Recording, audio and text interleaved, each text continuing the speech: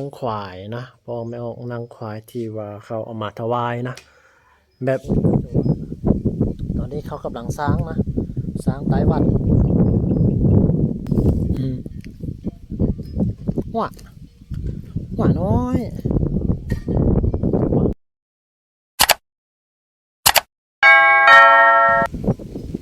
สว่างหูสว่างตาเลยมาวัดบ้านดอนกระพงนี่เนี่ยมาวัดบ้านดอนกระพงเด้อมื่อนี้เด้อวัดดอนกระพงมาอาสปอนแขวงสวรรณเขตเนาะเนี่ยจะมางานบุญแจกเขาเนาะมานำมาหยาอยู่วัดบ้านดอนกระพงสว่างตาเลยพี่น้องมองไม่ออกสว่างตาเลยแคมป์ทุ่งลมพัดเย็นๆบรรยากาศดีเขากำลังจะสร้างตายนะ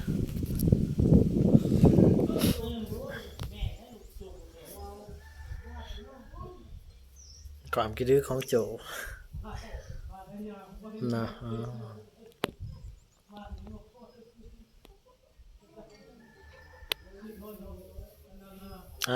ทักทายสบายดี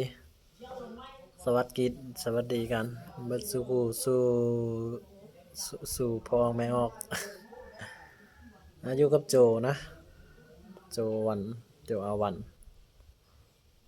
นี้โจวันมาที่บ้านดอดกองนะมานำอาญามาบุญแจกที่บ้านดอนกระพงจะว่าถือว่าเนาะตะกอนเนาะมาบ้านดอนกระพงเด้อตัวนี้เด้อเป็นวัดที่ว่าน้อยแต่สว่างหูสว่างตานะมองไม่ออกเป็นวัดที่น้อยแต่สว่างหูสว่างตาแต่วัดนี้ก็บ่ได้ห้างได้มีญาทานมาประจำอยู่ญาทานญาพ่อมาประจำอยู่จักญาทานที่ญาพ่อวันจะวันบ่ฮู้น่าจะเป็นญาทานแม่นแหละญาทานวันก็บ่ฮู้ปานใดมื้อนี้สิพาเลาะชมบรรยากาศแถวเรียบวัดนะบรรยากาศมันโคตรจะดีเลยนะก็ดีช่ำที่ว่าโจได้สัมผัสที่ว่าในวัดในว่าก็ดีอยู่แต่ในวัดบ้านดอนกองนี่บ้านวันนี่มันจะแบบมีต้นไม้ลายอุดมสมบูรณ์แน่แต่ว่ามันบ่สว่างหูบ่สว่างตานะแหนมไปใส่กะฮอดแต่บ้านฮอดแต่เหือนคนนะแต่มื้อนี้น่ะโอ้โหขนาดสิให้เบิ่งบรรยากาศอยู่แคมป์ทงเลยตัวนั้นก็จะเป็นกุฏินะเป็นกุฏิที่ว่าญาติทานไปพักเสามันมียาแล้วก็พอออกแล้วนั่นเลยนั่นน่ะเด้เจ้าน้อยที่มานำญาติทานโจที่ว่าอยู่น้ำคอยนะตัวนี้ก็จะเป็นโฮแจกนะพอไม่ออกมันเป็นโฮแจกที่ว่าบ่ใหญ่นะบ้านมันก็ห้าก็ฟื้นฟูแล้วก็ห้าก็มีอาญามาอยู่นะแต่ก่อนนะเขาก็สร้างวัดอยู่บ่อนหนึ่งอีกแล้วมันบ่คักแล้วเขาย้ายวัดมานี้บ่คือว่าเรื่องใดๆแล้วโจก็บ่ค่อยจะฮู้เท่าไหร่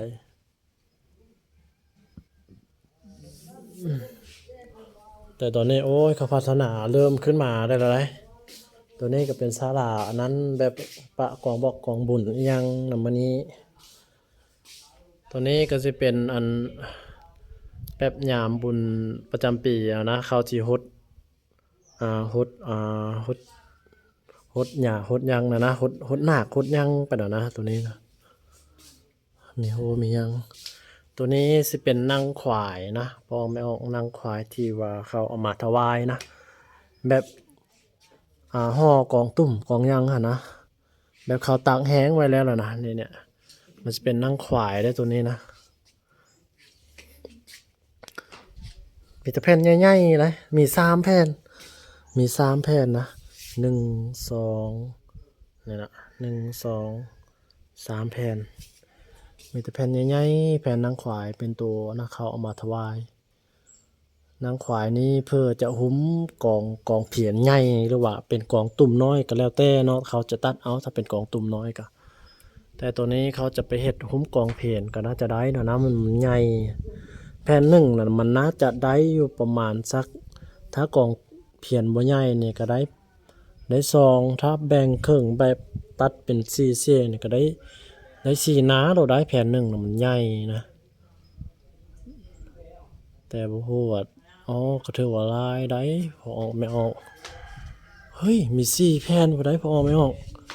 นั่นน่ะมี4แผ่นนี่แผ่นตัวลุ่มนั้นแล้วก็ตัวเทิงกลางนี้แล้วก็ตัวนั้นอีกมี4แผ่นนะเออตัวซี่ๆแล้วเขาตัดเอาแล้วแหละเขาไปหุ้มกล่องตุ่มมาก็สะอาดหูสะอาดตาได้ละบ่เนาะเครื่องมันบ่ลายนะแนววัดบ้านโจน้อยนะบ้านโจวันนะเครื่องลายจนโจวันน่ะได้นอนอยู่เตียงอยู่นอกนะบ่ได้นอนอยู่ไหนนี่ยังได้แล้วโจสิให้เบิ่งนะบ่นอนโจนะมันสิเป็นแบบใดนะถ้าใครสนใจเนี่ยโจสิให้เบิ่งบ่นอนโจแต่ละคืนนะมาบ้านดอนกระพุงนี่มันสะอาดตานะอยู่กุฏิก็สะอาดแล้วอยู่โฮแจกก็สะอาดแบบถึงสิน้อยแต่ก็รักษาได้น่ะนะนี่แถวนี้มันก็สิมีมองอยู่มองลิ้นก็หลายนี่แถวนี้ก็หลายแต่อันนี้โอ้แถวกุฏิบ้านวัดบ้านโจน้อยนะแล้วโจสิให้เบิ่งว่าเป็นอะไรบ่นอนโจนี่ถ้าเบิ่งโลดแล้วก็คือยังแล้วเอาวันสิรีวิวให้เบิ่งนะแล้วโจวันสิรีวิวให้เบิ่งว่ามันเป็นจังไดทุกคนน่าจะถ้าเห็นแล้วก็อึ้งเลยนะพอไม่ออกน่าจะอึ้งนะเพราะแต่ว่าโจวันเนี่ยอยู่ได้อะไรก็ค่อยอยู่ไปทางเทือกเขาสินเขาก็อยู่ได้นะบรรยากาศมันดีเด้บ้านดอกตะโกเนี่ย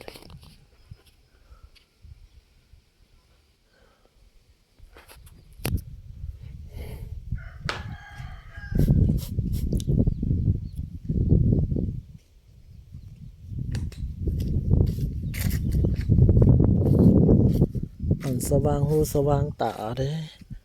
ตัวนี้ก็จะเป็นโรงเรียนประถมนะตัวนี้นะเป็นโรงเรียนประถมแต่ว่าวัดเนี่ยไม่ได้อยู่ในกลางบ้านไหนพอไม่ออกมันอยู่แคมบ้านแล้วก็ออกแคมทุ่งนะตะกี้มันจะมีกกไม้ผุ่งอยู่นี้ตัวน้านี่บักง่ายๆตะกี้นะนี่ห้องน้ำเขาจะมาเฮ็ดอยู่ทางนี้ได้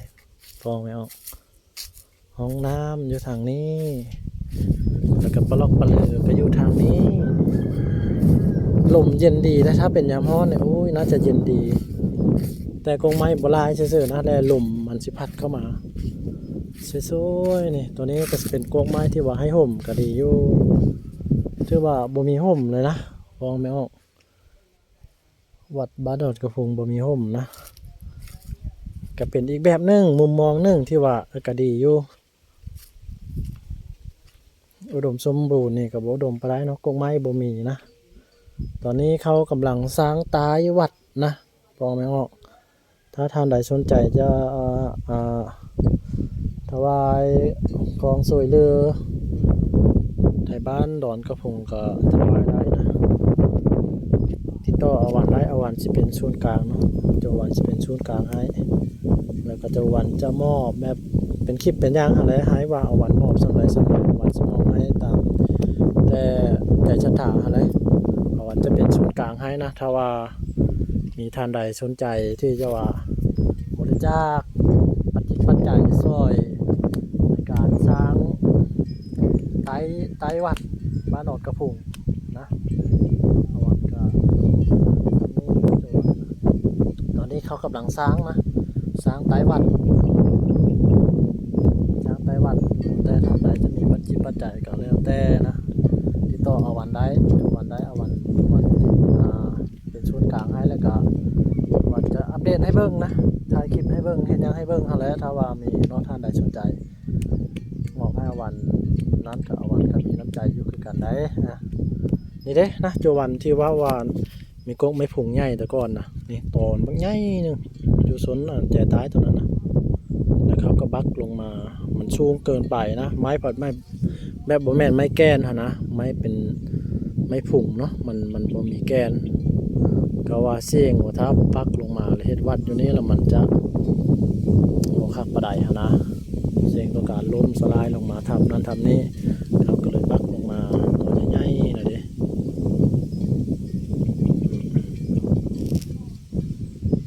ปัดติดเด้อนี่เด้ตอนนี้ก็เขาก็เอามาทมอีกนะบ่รู้เขาจ้างหรือเปล่านะหรือว่าเอาสว่านเห็ดบ่รู้จังใดเขาทมโอ้ยมันก็เพียงละได้ออกไม่ออกมันงามละได้ถือว่าต่อไปเมืองน้านี่เขาก็ค่อยสร้างค่อยซ่ากับโยเนาะ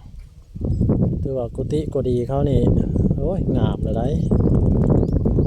เดี๋ยวเขาก็หาสร้างมาหอดตอนนี้อย่างลายอยู่ได้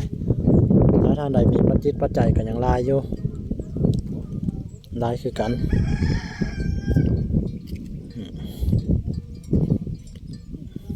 เรียกว่าเขาสิบ่สร้างตายบ่มองนี่เนาะได้กันยังบ่แล้วทางติดบ้านนี่ยังบ่แล้วอยู่ติดบ้านกันยังบ่แล้วนะเขาก็ได้โทรทางเล็บทงหากระซ่า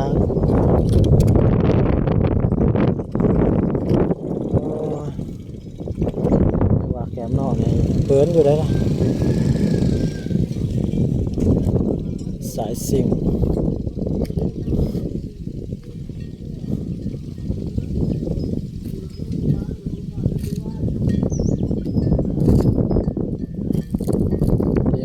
เซ็งโง่เซ็งกระลงกงเก่งโง่ได้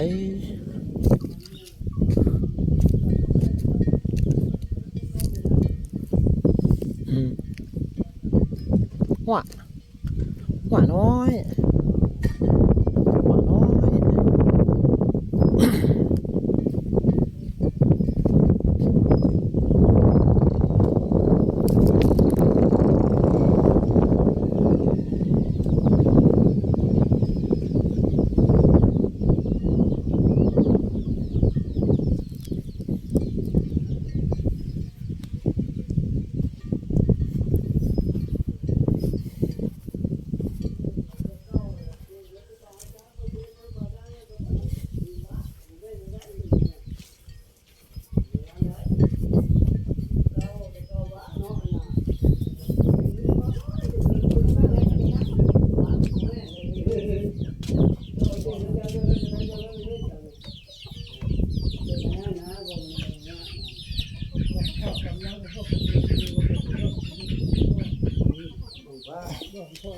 học đồng hồ sơ còn thôi là hồ sơ rồi cùng thì nó có nó đang xin được nó khắc lại hoàn sản thì nó có cái số không โป่งเนี่ยมีซองนะซองนะโป่งมีซองโป่งนี่หน่วยนี้ก็ไม่ประดูคือกันนี่ไม่ประดูชี้สวยเลยแต่ตัวนี้มันจะมีมดมีแมง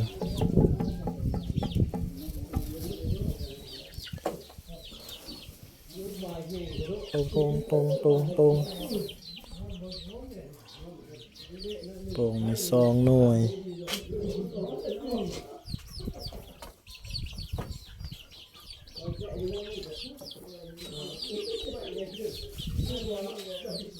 เป็นที่นั่งพักนั่งเล่น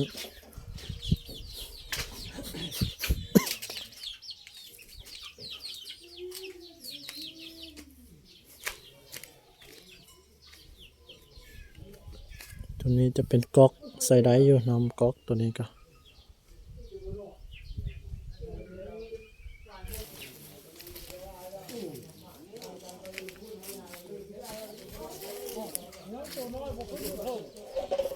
เที่ยวบรรยากาศนี่แหละถ่ายรูปถ่ายยังแบบนั้นแหละโจอีแม่นพร้อมเดียวเลยมื้อนั้นนะหากระซ้างตีตายนี่นะปีนี้อย่างสีช้างต่ออยู่แล้วเนาะเนี่ยแถวนี้นะเอาจนหอบเบิดเลยเนาะ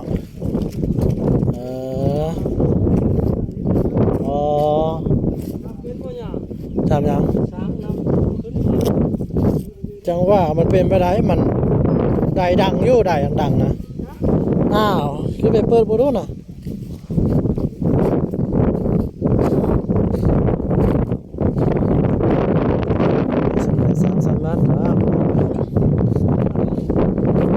ปิดโลดปิดบ่รู้น่ะ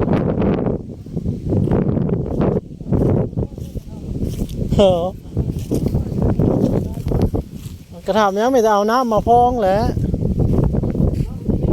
แม่นน้ำลงพองน้ำใช่นี่อันเดียวฮะ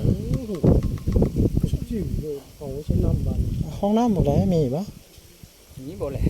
ห้อง น้ำมีบ่ ห้องน้ำแล้วผม มีพวกคู่โถเพื่อนเอาคู่ไป ใช้กระติกนะครับมัน ในทางก็น่าจะมีว่าจังหันน่ะ กระติก ฉีด กระติก เล ก็ ย สบาย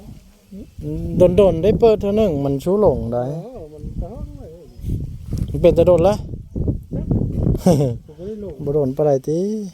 มาเพิ่มยุ่งสว่างจะมาเพิ่มขึ้น อ๋อน้อยเดียวนึงเนาะพองเอานี่สร้างอย่างบ่เสร็จนะทุกคนพอไม่ออกสิได้สร้างเบิดแถวนั้นก็จนหอบหมดเลยนะหอบวัดแล้วละสร้างตายน่ะมีใจชัตตาก็คุยนำเอาวันได้เด้อ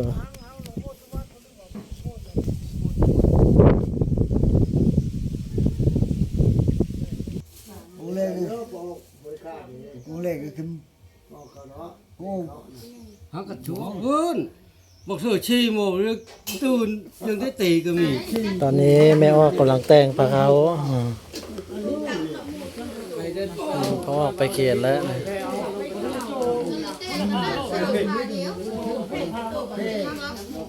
วัดนี้น่าจะยังบ่มีคลองใหญ่นะพอแม่อ้อ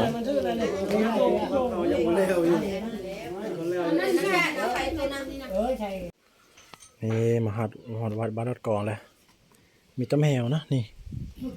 ซีรีวิวแถวถึงก่อนนะรีวิวแถวถึงก่อนวัดบ้านรถกองก็ดีนะโจอยู่บ่มีไผนอนนะโจก็บ่ได้นอนอยู่ก็ดีถึงนี่นะมีเตรียมตะเขิงนะทุกปอมเขิงได้นี่อยู่กับไรเขิงเยอะนะ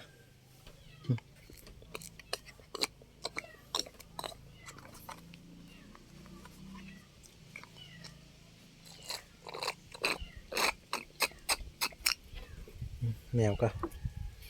มีแต่แมวให้เช็ดกันแล้วมื้อนี้เนาะแมวขี้ดื้อมีแต่เขิงอยู่ไหนนี่ก็เต็มแต่เขิงนะบอกไม่ออกลายเขิงเขิงลายนะอยู่ไหนนี่ก็